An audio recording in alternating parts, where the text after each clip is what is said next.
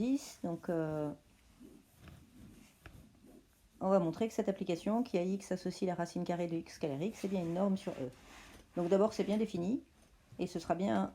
Pourquoi c'est bien défini? Parce qu'on a démontré que quand on prenait un vecteur x dans E, enfin on a démontré, ça vient de la définition pardon, du produit scalaire, x scalaire x est toujours un réel positif.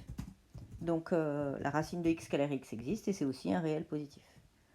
De plus, x scalaire x sera nul, ce qui revient à dire que n de x est nul d'ailleurs, si et seulement si x est nul parce que mon produit scalaire est défini positif. Donc on a la deuxième propriété qui est vérifiée.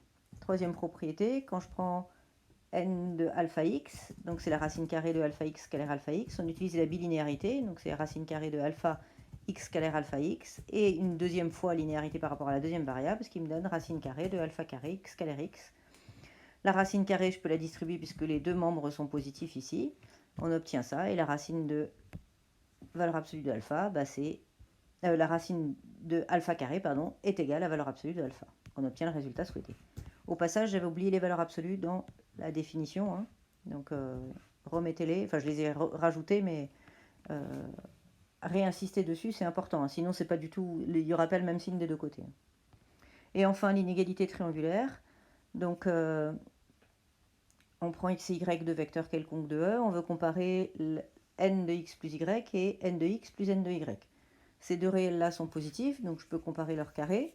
Donc je prends n de x plus y au carré, moins n de x plus n de y, le tout au carré, et je reviens aux définitions. Donc la norme de n de x plus y au carré, bah, c'est x plus y scalaire x plus y. Et n de x, bah, c'est x scalaire x, racine de x scalaire x, pardon, n de y, c'est racine de y scalaire y. Je développe tout ça, donc d'un côté, j'utilise la linéarité par rapport à chacune des variables de mon produit scalaire. De l'autre côté, bah, je fais que développer mon carré.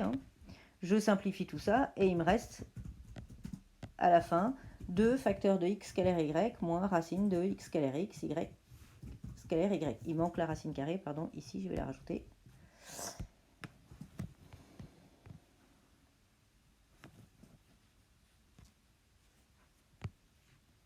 Tac. Voilà la racine carrée.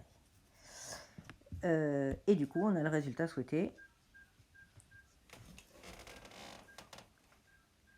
Parce que l'inégalité de Cauchy-Schwarz assure que ce produit scalaire-là, il est plus petit que le produit des deux racines ici. Et donc c'est gagné, on a l'inégalité souhaitée.